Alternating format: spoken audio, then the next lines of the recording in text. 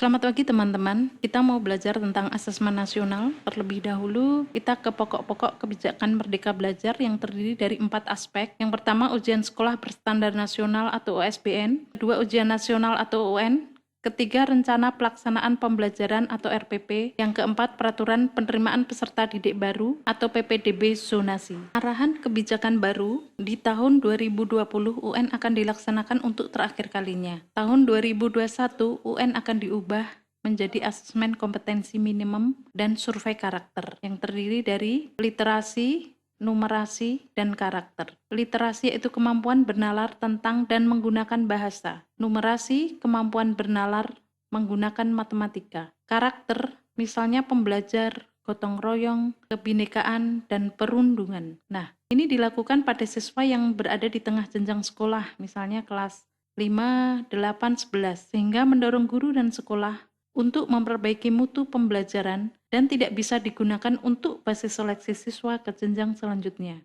Mengacu pada praktik baik pada level internasional seperti PISA dan tim SS. Asesmen untuk meningkatkan mutu pendidikan. Tujuan asesmen nasional adalah untuk meningkatkan mutu pendidikan. Asesmen nasional dilakukan untuk mengevaluasi kinerja satuan pendidikan dan sekaligus menghasilkan informasi untuk perbaikan kualitas belajar mengajar yang kemudian diharapkan berdampak pada karakter dan kompetensi siswa. Asesmen nasional sebagai penunjuk arah tujuan dan praktik pembelajaran, kompetensi dan karakter murid sebagai tujuan. Asesmen nasional menunjukkan apa yang seharusnya menjadi tujuan utama sekolah, yakni pengembangan karakter dan kompetensi siswa. Hal ini diharap dapat mendorong sekolah dan dinas pendidikan untuk memfokuskan sumber daya pada perbaikan mutu pembelajaran.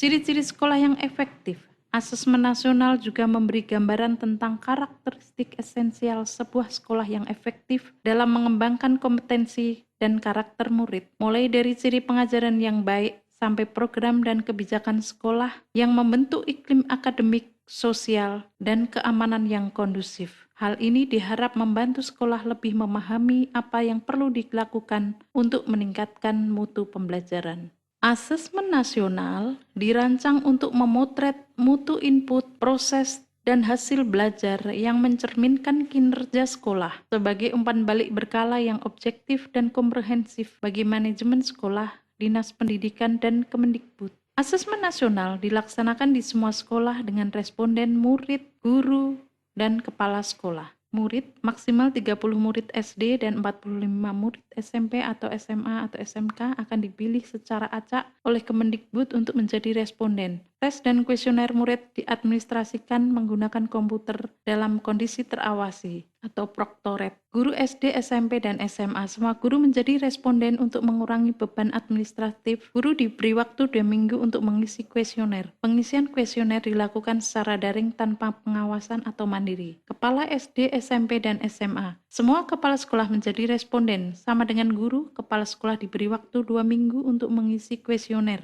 Pengisian kuesioner dilakukan secara daring tanpa pengawasan atau mandiri. Asesmen nasional. Siswa kelas 5, 8, dan 11 melaksanakan AKM literasi numerasi untuk hasil belajar kognitif. Kemudian siswa dengan survei karakter untuk hasil belajar sosial emosional. Responden siswa, guru, dan kepala sekolah, survei lingkungan belajar untuk karakteristik input dan proses pembelajaran.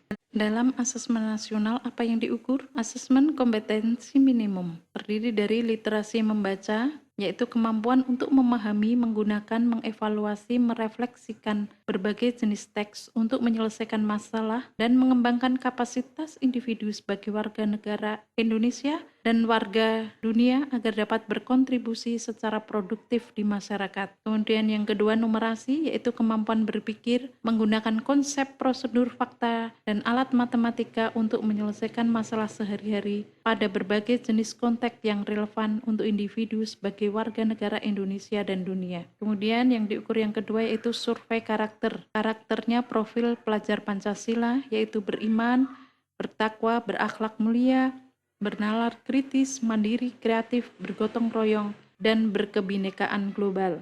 Kemudian yang ketiga, survei lingkungan belajar, iklim belajar dan iklim satuan pendidikan, iklim keamanan sekolah, iklim kebinekaan sekolah, iklim sosial ekonomi, kualitas pembelajaran dan pengembangan guru.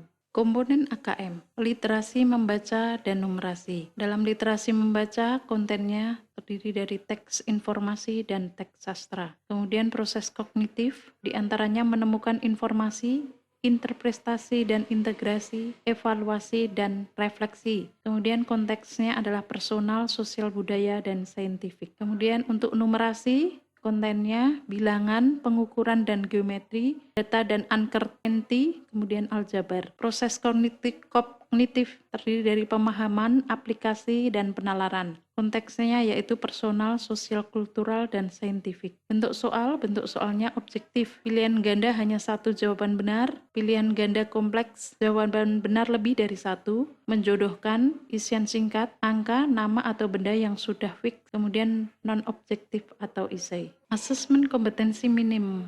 AKM nasional fungsinya untuk mengevaluasi kualitas sistem pendidikan. Sampelnya peserta didik kelas 8 dan 11, pelaksanaan terstandar oleh pusat. AKM kelas fungsinya untuk memahami hasil belajar individu peserta didik kelas 2 sampai 12, pelaksanaan oleh guru di kelas. Terima kasih teman-teman, kita sudah belajar sebagian dari asesmen kompetensi minimum. Terima kasih.